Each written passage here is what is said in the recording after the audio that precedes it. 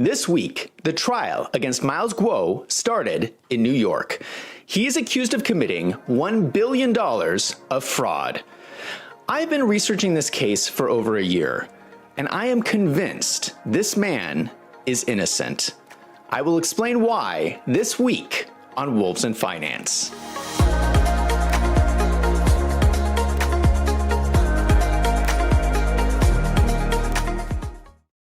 Let me start by saying that I am completely independent. I don't know this person, and I'm not associated with his groups. I'm just an accountant. I keep covering this trial because I see a huge injustice going on that needs to get exposed. If you're a business person in America, you need to be aware of this case, because what is going on is so corrupt that if we don't stop this, it's going to affect you next. I have previously made a video going over all the details in this case. I will link that video at the end of this one if you want to see more. But in this video, I want to focus on the major issues that you should watch out for in this case. This case is about fraud. The government has arrested Miles Guo, seized his business, seized his money, and put him in prison. He is a former Chinese citizen who fled China and started several businesses here in America. He was running several online social media companies, including a website called GTV, which was going to have YouTube-type videos, G News, which is a news website, online membership clubs called G Clubs, a cryptocurrency website, and other social media sites. Miles Guo is also known for fighting for freedom for the Chinese people. He is considered the #1 enemy of the Chinese Communist Party. The US government has now charged him with a long list of crimes that basically say that he lied to his investors and misused company money. What has caught my attention about this case is that it's unlike any other fraud case I have ever seen. Let's go over what a fraud case typically looks like. Do you remember someone named Bernie Madoff? He ran the largest Ponzi scheme in history, worth $65 billion. This happened during the stock market crash in 2008. He was claiming to run an investment company, and he would take people's money, but instead of investing it, he would just take it. That is a fraud. So many people lost their life savings. A lot of the money has never been recovered. How about a more recent fraud? Do you know about Sam Bankman-Fried? He was running the crypto firm FTX when it went bankrupt. He was telling people to deposit money into trading accounts, and then he was spending their money. That is a fraud. FTX went bankrupt in 2022. People are still trying to get their money back 2 years later. Just this month, FTX announced that most people will receive their money back, but what they fail to mention is that Bitcoin is 3 times higher today than when FTX went bankrupt. So FTX is only paying people 1/3 of what they should have gotten. Sam spent 2/3 of their money.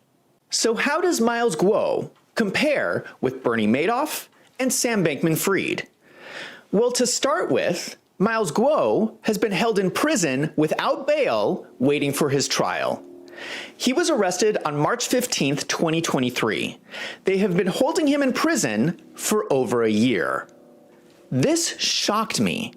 This is extremely unusual for a fraud case. Bernie Madoff was released on bail, waiting for his trial. Sam Bankman-Fried was released on bail, waiting for his trial. Why is this judge treating Miles differently? This is in New York, where they're letting most prisoners out on bail. But for some reason, this one prisoner is being held in prison for over a year without a trial. Let's take a closer look at what's going on. There are 3 main reasons why I believe Miles Guo is innocent. Number 1, investors are not complaining.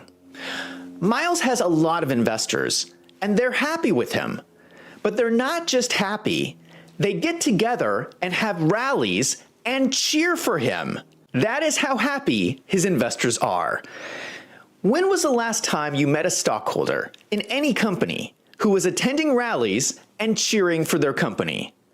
That doesn't happen often. I'm sorry, but you cannot have a fraud if your investors are happy. It's literally the opposite of fraud. You're doing what investors want. The second reason Miles is innocent is that no money is missing. We know where all the money is because the government seized all of it. If the money's not missing, there are no victims. How can there be a fraud with no victims? The only reason these people don't have their money today is because the government took it all. The third reason that Miles is innocent is that he delivered results. He told investors that if they invested in his business, he would build social media companies. And he did exactly what he said he was going to do. We can see it with our own eyes. We can see the videos he made. We can see the social media websites. Normally, fraud cases are about making promises and then breaking those promises. In this case, Miles made promises and then delivered spectacularly. Now let's do some comparison. Remember Bernie Madoff. Were any of his investors cheering for him? No, that didn't happen. What about Sam Bankman-Fried? No, the whole internet was complaining about Sam Bankman-Fried. No one was cheering for him. So for Miles to have people cheering for him makes me believe that he is innocent. There's only one other fraud case that I can think of where investors wanted to continue to invest. That was the case with Donald J. Trump. Trump was arrested by the state of New York claiming that he defrauded the banks by misvaluing his properties. The judge claimed that Mar-a-Lago was only worth $18 million, and he convicted Trump of fraud.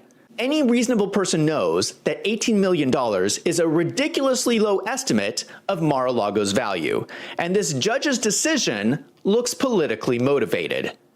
But what was so shocking was that the bankers testified at the trial that they wanted to continue to invest with Trump. If the investors are happy, it's not fraud. Donald Trump is the only other fraud case I know of where the investors were happy. And that case was obviously political corruption. This case with Miles Guo is the same situation. Let's do a comparison with the money. In the case with Bernie Madoff, he took the money and a lot of it was never recovered. Sam Bankman-Fried took the money and the bankruptcy court has spent the last 2 years trying to find it all. None of the money in this case is missing. We know where it all is. The government has it. How can Miles have committed fraud when he didn't take the money? I have made a list of all the bank accounts seized by the government. It totals to $720 million in cash. It also lists several properties that would make up the rest of the $1 billion. What is really scary about this indictment is that it requests the court turn over all the money to the U.S. government. The government is trying to steal $720 million. Now let's do a comparison on the results. In the case with Bernie Madoff, there was no results because he wasn't investing anything. With Sam Bankman-Fried, he went bankrupt. Now, I'm an accountant, so I pay close attention to results. Miles' companies had spectacular results in a very short time. He was generating revenue, he had paying members, and his websites got a lot of traffic. It's very hard to get traffic to your social media site. He did it, and he did it quickly. I'm beginning to think that this guy is a business genius. These were not empty promises. These were actual measurable results. How can this be a fraud if he actually was getting the results he was promising investors? The only reason the company stopped growing is because the government stepped in and seized everything. It's blowing my mind how absurd this case is.